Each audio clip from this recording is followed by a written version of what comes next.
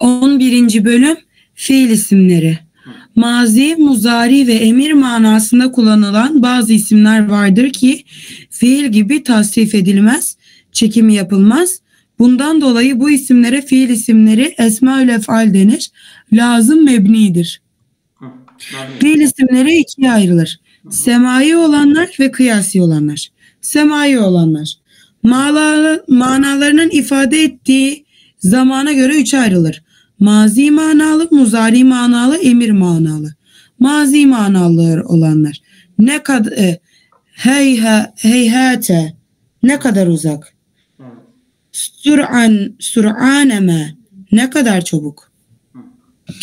Bismillahirrahmanirrahim. Heyhate heyhate lima tu'adun. O korktuğunuz şeye ne kadar da uzaksınız. O korktuğunuz şey ne uzak yani. Not. Mazi manasında olan fiil, isimler mana bakımından hayret ifade ederler ki tacip fiilleri gibidir. Yani heyhat heyhat. Evet, tacip. Muzari manalı. Ve ercebü. Şaşarım, hayret ediyorum. Üffin. Eşittir es'eme, bıktım. Bismillahirrahmanirrahim. فَلَا تَقُلْ لَهُمَا üffin ve la tenharhuma. Ana babana öf bile deme ve onları azarlama. Yani emir manalı. Burada esma-ül ef'al kelimeleri ve manaları öğreniyorsunuz. Belirli kelimelerdir ha. Çok basit. Bu konu çok basittir ha. Tamam mı?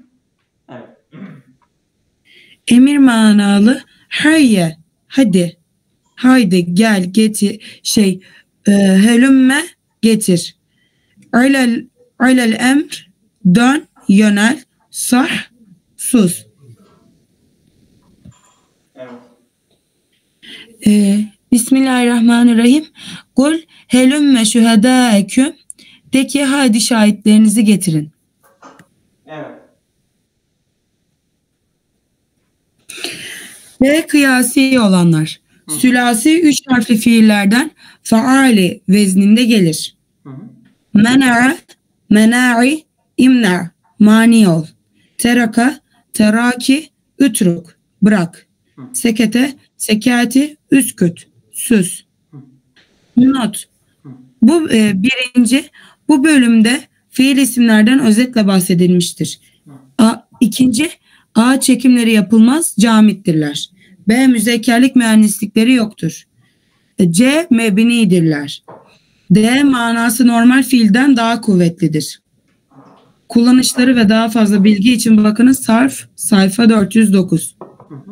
Saltlar. Evet, şimdi bizim Rabia Hoca başlayabilir.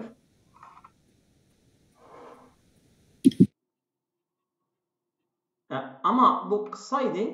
Böyle kısa. Evet, kısa olacak ha. Rabia Hocam orada mısınız? Evet hocam, buradayım. Buyurun. 12. bölüm. 12. bölüm. Evet, senin yanında Saplar. sesler var. Biz kaydediyoruz. Evet, var hocam. Evet. Evet. Evet. Ben devam edebilirim. Sanırım hocamızın işi var. Olur mu hocam? Kendisi de kabul ederse. Tamam. Sen burayı da devam et. Tamam. 12. bölüm saltlar. Esma-ül esvat. Sanırım hocam bu bizim yansıma sözcükler bu. Aynen. Ben onu anladım. Salt, bazı sesleri taklit etmek, hayvanları kovmak ve çağırmak için söylenilen mebni isimdir. Taklit etmekte kullanılan isimler. Tak tak, atın 4 nala sesi. Gak, karganın sesi. İki şey birbirine vurulduğu zaman çıkan ses tak. Tak. Hayvan kullan. Şimdi. Değil mi? Bak ben masaya vurdum. Bak tak. Evet. O da onun sesi gibidir ha. Yani bunlar esma-ül esvattır. Yani bunların manaları falan yoktur ha. Değil mi? Mesela çoban sürüyü şey ederken hay hay hay hay böyle bir ses onlara veriyor ki dönsünler, gelsinler. O ses bir mana veriyor mu? Yok. Onun adı Esmaül Asvat'tır ha. Anladın mı? Evet. Anladım hocam. Hayvan kovmak için kullanılan isimler helle atı kovmak için, gış pist kediye, hey koyun sürüsünü yürütmek için, hac hoş affedersiniz köpeği kovmak için. Yani. Hayvanı çağırmak için kullanılan isimler deveyi çökertmek için ih, merkebi suya kaçırmak için çağırmak için ise yer kuşu gibi yani. Not a bazı nahif kitaplarında nida harfleri. Bir dakika. Arapçada bu anlar ayrıdır. Türkçeden ayrıdır. Kürtçeden ayrıdır. Farklı şeyler var ha, değil mi? Tabii yani her dinin mesela oradaki insanlar kendi hayvanlarını o seslere alıştırmışlardır. Mesela belki televizyonda falan görüyorsunuz. Bazı insanlar köpekleri eğitiyorlar. Ona bir ses çıkarıyor, köpek gidiyor. Ona bir ses çıkarıyor, köpek geliyor. Ona bir ses çıkarıyor, gidiyor. Onun için bir avlama yapıyor ve getiriyor. Değil mi? Diyor yeme, yemiyor. Değil mi? Bunlar hepsi olabiliyor. Ha mesela biz Kürtçeden şeş, affedersin eşeğe diyor duruyor. Uş mesela gidiyor. Mesela ineğin çağırması farklıdır. Vesaire. Bunlar hepsi adı Esma ve Asvat'tır. Evet. 3. Bazı naif kitaplarında nida harfleri nedamet ve teaccüp bildiren kelimeler de savt olarak kabul edilmiştir. Yani insanlar ne kadar konuları okusa onun beyni gelişiyor.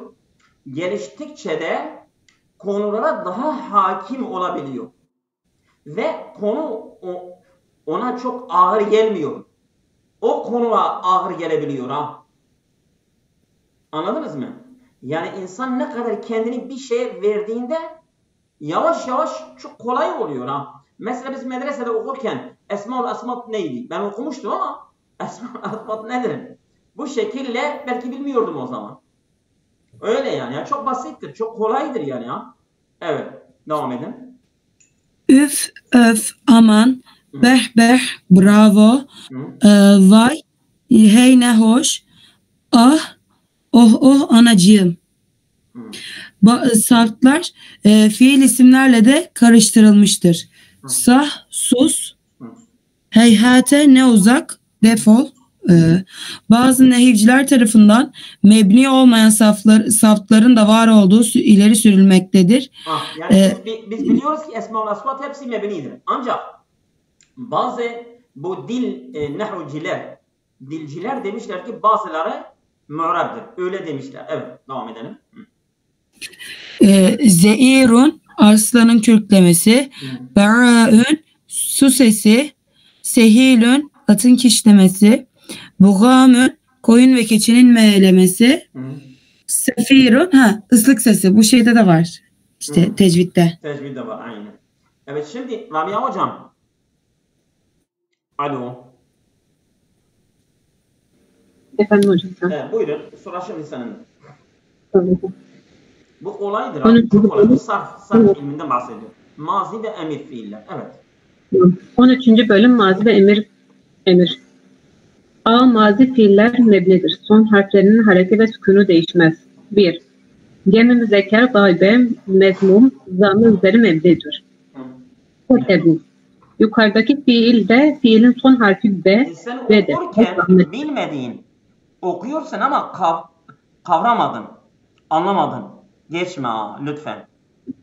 Tamam hocam zaten evet, hocam, o okuyor sen kafana bir şey takıldı. Sorun. Eğer siz ses çıkarmıyorsanız ben anlıyorum ki siz anlıyorsunuz. Değil mi? Evet hocam. Yukarıdaki fiilde fiilin son harfi B'dir ve zammelidir. Vav zammidir. Ayrı bir kelimedir. 2. Gayb ve gaybenin müfret ve tesniyelerinde meftuh set üzere mebnidir. Ketebe keteba, ketebetu, ketebeta. Hayır. Ketebet. Ketebeta. Ketebtu. Ketebtu, ketebet. Ketebet. Ketebeta. Ketebeta. Hı. Yukarıdaki sigaların son harfi dördünde B'dir ve fethalıdır. Bu müenneslik alameti elif lamlar ise tamam değil mi hocam? İse zamirdir, ayrı birer kelimedir.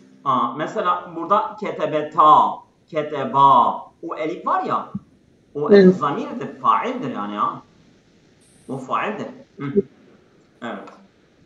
3. Geri kalan sigalarda ise sakindir. Sukun üzere mebnidir. Hı. Ketebne, ketebte, ketebtuma, ketebtüm.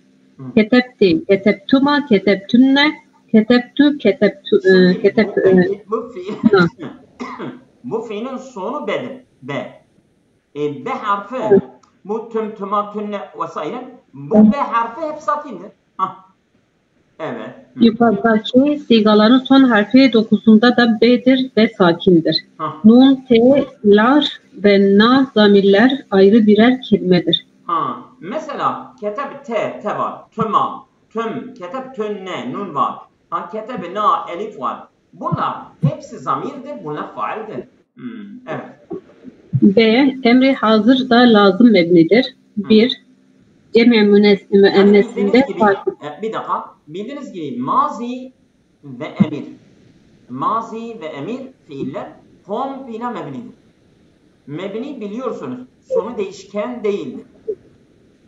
Sonu değişken değildir. Onun irabi son harfi, harekesi değişmiyor. Evet.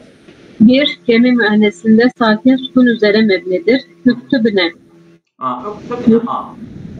O da sakin. Yani sonu B'dir, o B de sakin. Evet. Yukarıdaki fiilin son harfi B'dir ve sakindir. Nun zamirdir, ayrı bir kelimedir. Aynen. Onun ayrı kelimedir. Onun nun-i cem-i müennestir, o zamirdir. Evet. 2. Cem-i müzekker müfret müennes ve 2 tesniye sigalarda nun düşer. Nunun hazbi üzere mebnidir. Emirde mesela öktübanidir. Nun düşmüştür müzaride. Öktübunedir. Vav düşmüştür. Öktübinedir. Nun düşmüştür. Öktübanidir. Nun düşmüştür. Bunlar hepsinde de nun düşmüştür. Evet. Emre hazırlar ve muzariden yapılır. Yukarıdaki sigalar muzarinin nunlu sigalarıdır. Emre hazır yapılırken nunları düşmüştür ve nunun hazbi üzerine mebnidir. Bir dakika. Şimdi öktuba tektubune. Bak tektubani'dadır. Tektubani. Bak tektubani. Ta harfi muzari biz hasfettik. Çünkü biz muzari'den emre geçiyoruz. Ta harfi muzari biz hasfettik. Tek değil mi? Ondan sonra sonunda emrin sonu cezmeli olur. Onun cezm alameti nun'un düşmesidir. Nun düşüyor. Tamam mı? Nun düşüyor. Yani sen ta'yı hasbederken baştaki kaf sakin kalıyor. O sükuna ulaşabilmek için hemze-i vasıl. Bir hemze-i vasıl getiriyorsun, öktuba oluyor. Ben bir daha söylüyorum. Bak, bir daha söylüyorum. Şimdi tektubani. Ta harfi muzari biz hasfettik. O harfi muzari'dir, muzari alametidir. Sen hasfettin, düşürdün. Emirin sonu cezmeli olur. Onun cezm alameti nun'un düşmesidir. Nun de düştü. Şimdi kaf sakin kaldı. Sen ta'yı hasfederken kaf sakin kaldı.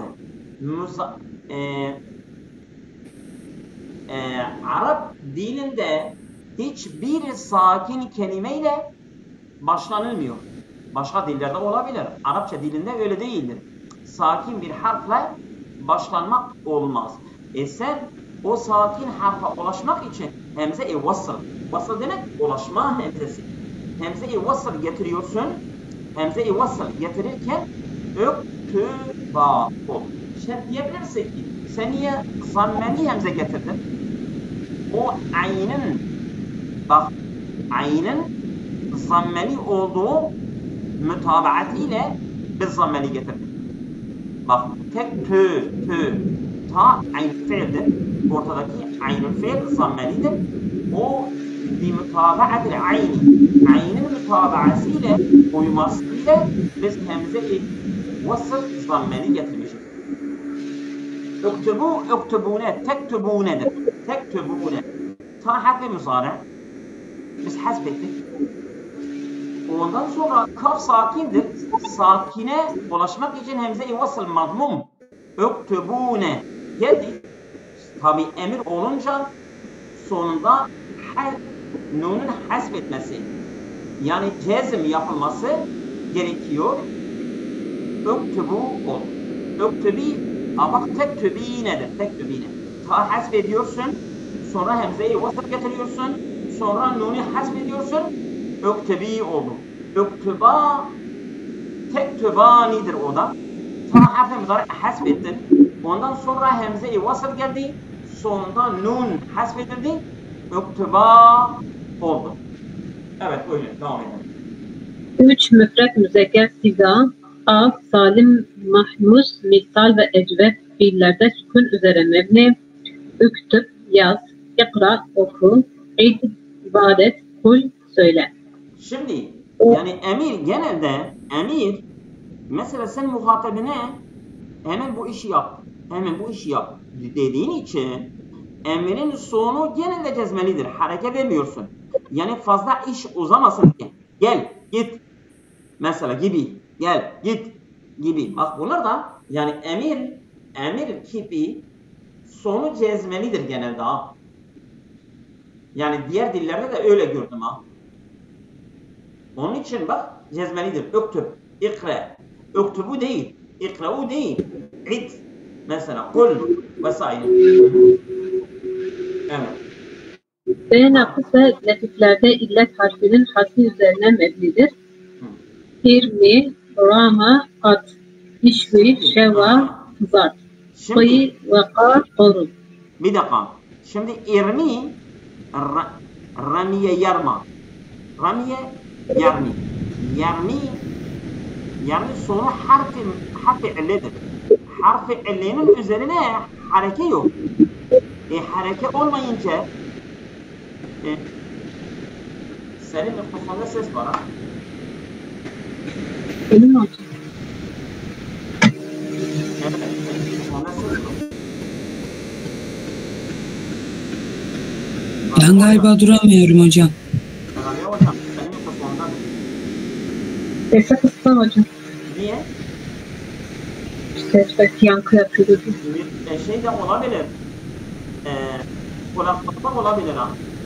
Ne hocam? Basit değil. Bu sefer bilgisayardan bağlantılıyız. Kulaklık var mı? Kulaklık yok hocam. Niye? Hocam ben duyamıyorum. Ses nasıl ses var? Ses yok mu sende şimdi?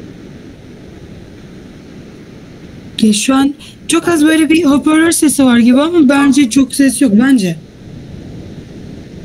Yani sizin sesiniz uygun geliyor hocam. Bir sıkıntı yok bende. Yani bir sıkıntı var.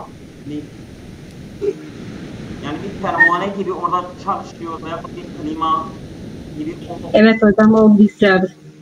İşte onun yüzünü çevir. Ondandır ha. Evet.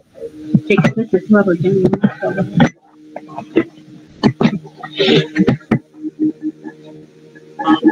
Şimdi oldu.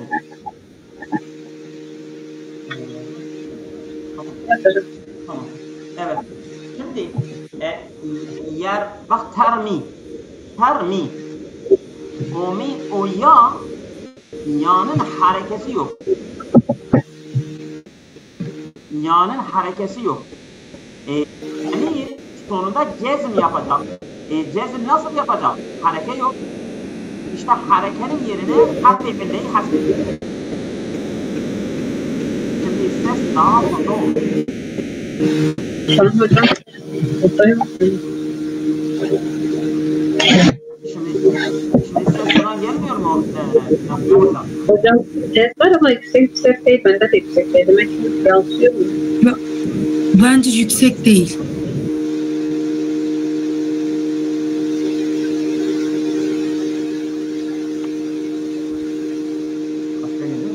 Çok var. Bende çok görünüyor. Evet, sen devam et. Yankı var, bak yankı var. Kesildi şimdi. Yankı var. Kesildi. Hiçbir ses yok Hiçbir ses yok. Hocam bilgisayardan çıktım. İşte bilgisayardadır Evet. Tamam iyi. Telefon. Evet. Buyurun. B'yi bitirmiştik. C. Uzaflarda ise şedde çözülürse sukun üzere, çözülmezse umumiyetle caiz olarak fethe üzere mebnidir. Yani muzari, evet. Yani şeyin öperlosu da ses çıkarabilir bilgisayarın pervane. Tamam mı? Evet.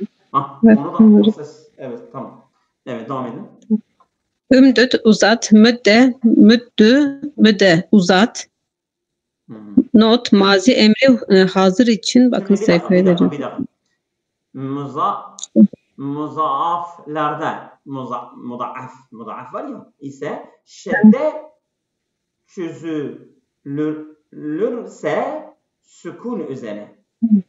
Nasıl? Çözülmezse umumiyette caiz olarak fetha üzere. Şimdi ömdüt de emirdir. Fek onun çözünürlük hali. Ömdüt. O da emir geliyor. Bir de müdde. O da emir geliyor. Müdde de olabilir. Müddü de olabilir. Müddi de olabilir. Her uçta gelebilir Yani mesela müdde gelirse biz diyoruz ki fetha ehafel harekattır. Fetha harekelerin en kolaysıdır. Biz fethayı vermişiz. Zamme li mutabaatil ayni aynin mutabaası için zamme vermişiz. Müddi izâ hurike sakinu hurike bil kesri. Eğer bir sakine hareke verirsen kesre en yakındır. Çünkü ömdüt bak ömdüt şeydir. Ömdüt yani biz dalın harekesi mime veriyoruz. Mime verince bak ömdü de bak ben ömdü de yapıyorum birinci dalın harekesi mime verdik. O zaman hemze-i vasıta ihtiyacımız kalmadı. Mud iki tane dal sakin geldiler. Değil mi? Biz birinci dala hareke verdik. Değil mi? Eğer zamme verirsek aynin mütabaası fetha verirsek ehafel harekat kesre verirsek izâ hurike sakinu hurike bil kesri. O zaman ne oldu? Müdded ya müddüd ya müddid oldu. Evvel oldu mu? Yani birinci dala değil ikinci dala hareke veriyoruz İkinci dala hareke verdiğimiz için birinci sakin ikinci harekeli. Biz dağım yaptık. Müdde ya müddü oldu. Ben tekrar yapayım. Şimdi birinci dalın harekesi zamme değil mi? Biz onun harekesi mime verdik. Mime verince hemzene ihtiyaç kalmadı. Ama iki tane dal yan yana sakin kaldı. Biz ikinci dala hareke verdik. Hareke fetha verirsen ehafel harekat. Zamme verirsen li mutabaatil ayni. Kesre verirsek li izâ hurike sakinu hurike bil kesri. Tamam. Müdde ya müddi ya müddü oldu. O zaman iki sakin yan yana geldi. İltikâ'u sakineyn. El-evvelü sakin ve sani müteharrik. Evvel sakin, sani harekeli. Biz evveli sakinden devam ettik. Yani evveli ikinciden, saniyeden devam ettik. O zaman müdde ya müddi ya müddü oldu. Ben bir daha yapayım mı? Anladığım kadarıyla yani hocam yani önceki mimin cezimli oluşundan dolayı Ha. hareke verilince elif düşüyor. Ha? Del sakin olunca bu sefer del hareket veriyorsun ve devam ediyorsun. O bitti. Çok güzel. Tamam. Evet. Bu sarftır, sarf. O i'lal var ya, i'lal. Biz bir ara sarfı görmüştük Rabia hocam. Nafiye hocam hatırlıyorsunuz. Evet hocam okuduk. Biz sarf Tanıdık kitabı okuduk. geliyor. Evet. Devam edin. 14. bölüm arız mebniler. 1. Alem müfret ve nekira meksude olan münadalar ref alemeti üzerine mebnidir. Tamam. Ya raculu ey adam, ya müminune ey müminler, ya Ahmedu ey Ahmet, ya Hasene ey iki Hasan. Şimdi ya harftir. Ya neden mebnidir diyebilirsiniz. Neden mebnidir? Mebni demek yani onların irabı değişken değildir. Onların irabı değişken değildir. Mebnidirler. Onların irabı gizlidir. Neden bunlar irabı gizlidir? Ya harftir, harf. Harf komple mebnidir. Bu harf nida edatı münada ile öyle bitişmiş ki sanki bir kelime olmuştur. O harfin sayesinde münada da mebni olmuş. Ya'nın sayesıyla racül de mebni olmuş. Ya'nın sayesıyla Ahmedu de mebni olmuş. Ya'nın sayesıyla müminun de mebni olmuş. Ya'nın sayesıyla Hasenani o da mebni olmuş. Yani ya harftir mebnidir. Münada da nida edatı ve münada öyle bitişiktir. Öyle yapışmış ile mübaşeren direkt yapışmış ki harfin sayesiyle münada da mebni olmuş. Evet. Not 1. Alem müfretten maksat alem özel isim izafet ve şüphi izafet olmamasıdır. Abdullahi gibi. Bir dakika. Şimdi münada, biz münadayı konuşuyoruz değil mi? Mesela eğer tek bir kelime ise raf üzerine mebnidir. Mesela ya raculu, ya Ahmedu, ya Muhammedu, ya Ahmedu. Eğer bir kelime, tek bir kelime ise, tek bir kelime demek tesniye de olabilir, cem'i de olabilir. Ya müminun, ya hasenan mesela. Bunlar da mebnidir. Ama iki kelime olursa, muzaf ileyhi olursa, şibi cümle olursa, ya Abdullah, ya Tali Acebeli, ey Abdullah, ey dağa çıkan adam gibi. Eğer öyle mudaf ileyhi ya şibi mudaf olursa o zaman o mebni değil, mu'rab olur ve mensup olur. Tamam mı? Şimdi münadanın iki haleti var. Eğer münada tek bir kelime ise mebni ve marfu olur. Eğer müfred değilse, alem değilse örneğin, yani tek bir kelime değilse, yani mürekkep olursa, bitişik olursa veyahut şibhi terkip, mesela şibhi mudaf ileyh, tali acebelen mesela gibi. O zaman o müfred mu'rab ve mensup olur. Tamam mı? Evet, bir daha o not. Not 1. Alem müfretten maksat alem özel isim. Alem o şevkali a olur. Alem. Evet. Yani alem özel isim demektir. Evet. Özel ismin izafet ve şibhi izafet olmamasıdır. Abdullah gibi. Bu Abdullah gibi bu mudaftır. Mudaf ileyh.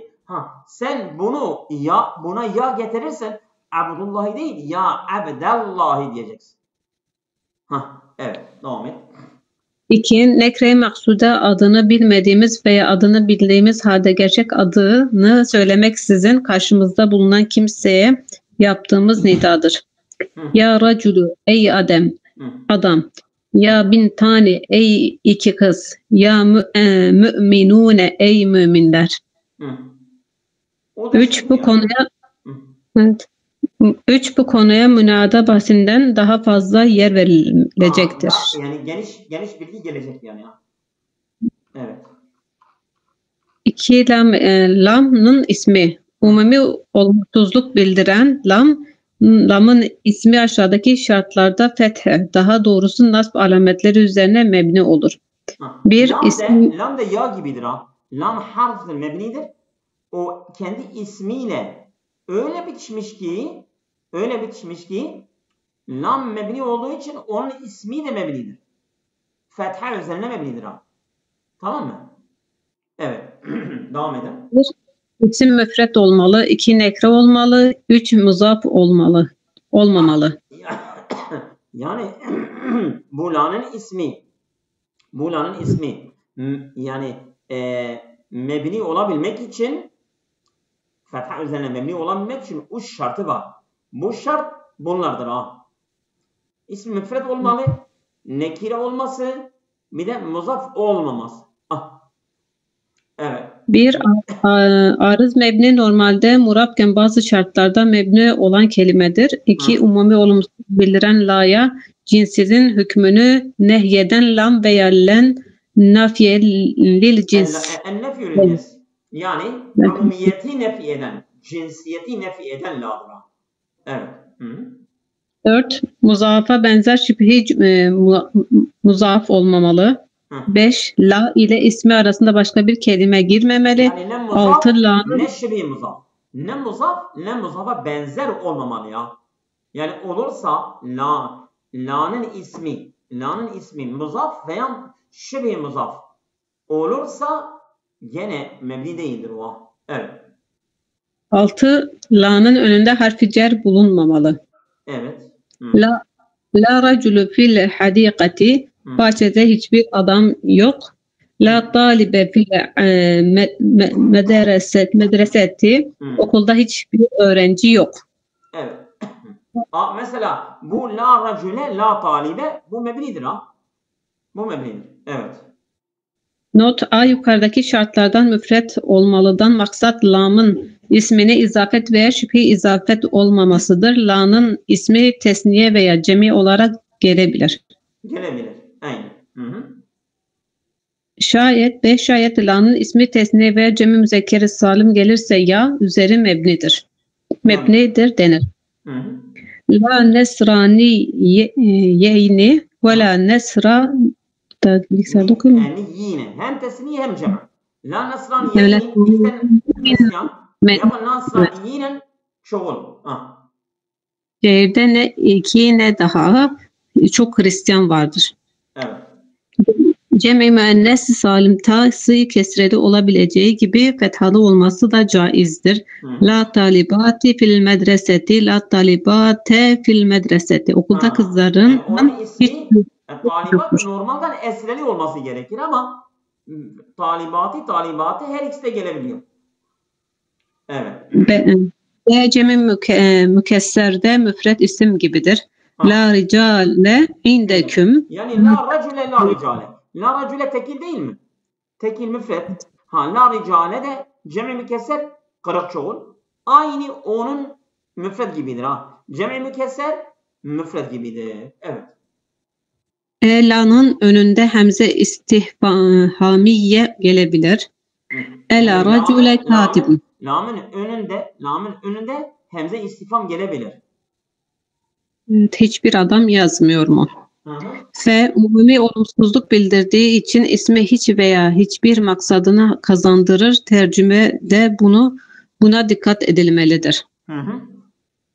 Haberi vücudun kainun gibi umumi manalı olursa hazfedilir. La şekke la raybe la budde. O zaman yani şeydir ha. La şekke mevcudun, la raybe mevcudun, la budde kainun gibi. Yani onun haberi hasfediliyor ha. Oldu mu? Kur'an'da la'nın şeysi. Bak ne diyor? La'nın haberi hasfedilir ha. Şimdi la şekke, la raybe. Elif lam mim zalikel kitabu la raybe. La raybe fi. Değil mi? La raybe Raybe onun ismidir. Haberi nerede? La raybe mevcudun. Onun haberi hasfedilmiştir ha. Hasfediliyor ha. Yani düşürülüyor. Getirilmeyebilir yani ya. Gelmezse de senin muhatabin anlıyor ha. Oldu mu? Evet. La'nın kısmında daha geniş yer verilecektir. Evet. Şimdi evet. Devam et istersen. Devam ediyorsan yapıp bırakabiliyorsan sen misin? Fazla okudun Azbe hocam da. Tamam. O da okusun. Bismillahirrahmanirrahim. Bazı sayı isimleri 11'den 19'a kadar 11 ve 19 dahil sayıların her ikisinin de sonları fetha üzerine mebnidir. Tis'ate aşara, hamse aşarete, ehade aşara. Ref mahallinde fail. Yani konumuz mebni. Bak konumuz mebni. Biz konuyu zihnen konumuzdan çıkmayalım ha. Konumuz nedir? Mebni. Biz mebniden bahsediyoruz ha.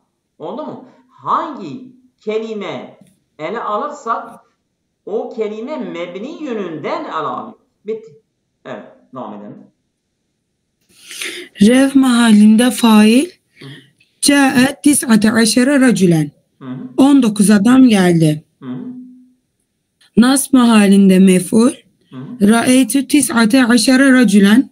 19 adam gördüm. Cer mahallinde harfi cerle. Sellemte ala tis'ate aşere racülen. 19 adama selam verdi. Şimdi birinci örnekte tis'ate aşere mebnidir mahallel mef'ul. Ca'ye faal olur. Ra'eytü tis'ate aşere mahallel mansub. Ra'eytüye mef'ul olur. Ala tis'ate aşere mahallel mecrur. Ala yine mecrurdur. Car mecrur. Değil mi? Yani her üç halde tis'ate aşere. Ama birinciden faaldir. Mef'uldur. İkinciden mef'uldur. Mansubdur. Üçüncüden ala yine mecrurdur. Bunun için biz biliyoruz ki bu mebnidir. Evet. Buyurun. Not. Bu iki sayı müzekker için kullanıldığı zaman 3-19 arasında birincisi ta'lı, ikincisi de ta'sız, müennes için kullanıldığında birincisi ta'sız, ikincisi ta'lı olur. Müennes erba aşarete, müzekker erba'te aşere. Şimdi yani birler basamağındaki sayı terstir. Onlar basamağındaki sayı uyumludur. Doğru mu? Birler basamağındaki sayı terstir. Müzekkerlik müennes bakımından. Onlar basamağındaki sayı uyumludur. Evet. Buyurun. 11 sayısının müzekkeri ehde aşere, müennesi ihde aşeretir. 12 sayısının merfu müzekkeri isne aşere, merfu müennesi isnete aşerete, mensup ve mecrur müzekkerleri müzekkeri isne aşere, mansup ve mecrur müennesi isnete aşeretedir. Evet.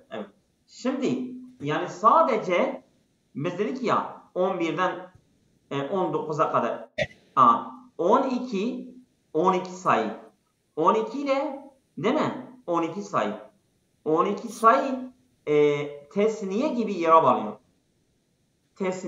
Tesniyenin irabı raf halinde elif, nasb ve cer halinde ya ile. Oldu mu? Bak. 12 isna aşere. İsnete aşere. Müzekker müennes fark etmez. 12 sayı mu'rabdır. Mebni değildir. Diğer sayılardan ters. O mebni değil, mu'rabdır. Onun irabı da tesniye irabı gibidir. Yani tesniye irabı raf halinde elifledir. Nesb ve cer halinde de ya iledir. Mesela Câe isna aşere ve ra'eytu isney aşere ve marartu bi isney aşere. Oldu mu? Evet. Buyurun. Yukarıda da görüldüğü gibi 12 sayısının birinci ismi müreb, ikinci ismi ise mebnidir. Tabii aşere. Biz isnad diyoruz ha. İsnad. İsneyn, isneta, isneteyn. Yani birler basamağındaki sayı mü'rabdır. Ama onlar basamağındaki sayı gene mebnidir. Evet. 4. 11'den 19'a kadar sayılar da mezci terkip kabul edilir. Bakınız cümle kuruluşu terkibi adedi. Sayılar daha geniş şekilde yani temiz bahsinde alınacaktır. 11 ile 19 bunlar mürekkebi mezcidir. Mezci. Yani iki sayı öyle bitişmişler ki mezc, yani birbirine karıştırılmış bir kelime haline gelmişlerdir. Onlar mürekkeptir, bitişik. Bir de mürekkebi mezci. Mezci demek yani böyle karışmış bir tek bir kelime haline gelmişlerdir. Evet. Bazı zarflar ve isimler. Evet. Bileşik zarflar. Sayılara daha geniş şekilde temiz bahsinden anlatılacaktır. Evet, güzel. Devam et.